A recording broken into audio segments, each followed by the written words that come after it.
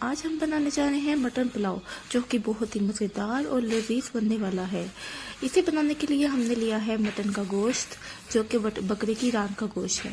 تو اسی میں پلاؤ بنائیں، بہت ہی اچھا اور شاندار بنے گا انشاءاللہ۔ سب سے پہلے ہم نے 1 کلو گوشت لیا ہے وتھ بون، جس کی ہم نے یخنی بنانی ہے۔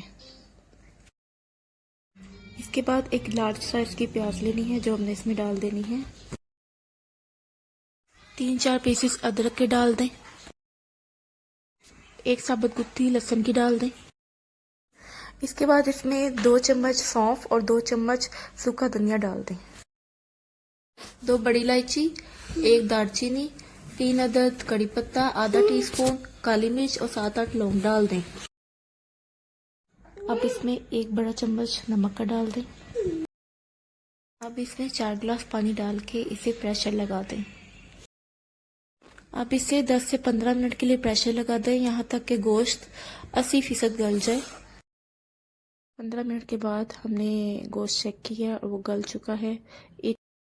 یہاں ہم نے گوشت کو اس کی یخنی سے الگ کر دیا ہے۔ اس کے بعد ایک الگ بول میں یخنی کو ہم نے چھان لینا ہے، اس طرح سے چھاننی میں ڈال کے۔ اس کے بعد ہم نے 750 گرام باسمتی رائس لیے ہیں۔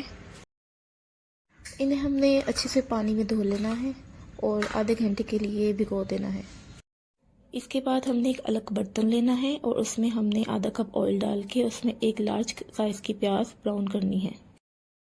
پیاز کا کلر گولڈن براؤن کرنا ہے۔ اس کے بعد اس میں آپ نے 1 table spoon ginger garlic paste ڈال دینا ہے۔ اب اس میں 2 عدد ہری مرچیں ڈال دیں۔ اب اس میں آدھا کپ پانی ڈالنے کے بعد 4 سے 5 عدد ہری الائچی ڈال دیں۔ اس کے بعد اس میں 2 اسمال ٹماٹر، 1 ٹیبل سپون نمک اور ½ ٹی اسپون کٹی ہوئی لال مرچ ڈال دیں۔ اسے 5 منٹ کے لیے ڈھک دینا ہے اور جب ٹماٹر گل جائیں تو اس میں گوشت ڈال دینا ہے۔